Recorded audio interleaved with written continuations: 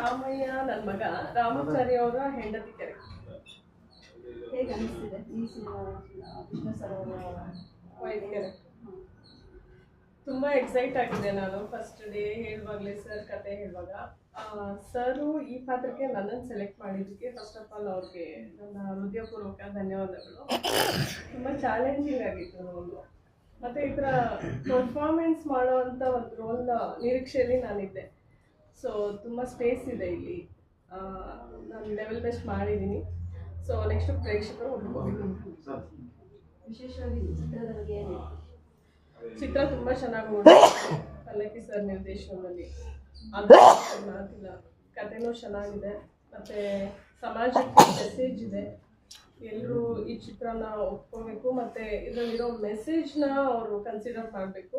ಬೇರೆ ಯಾವುದೇ ರೀತಿಯ ಇದರಲ್ಲಿ ಉದ್ದೇಶ ಇಟ್ಕೊಂಡು ಮಾಡಿಲ್ಲ ನಾವು.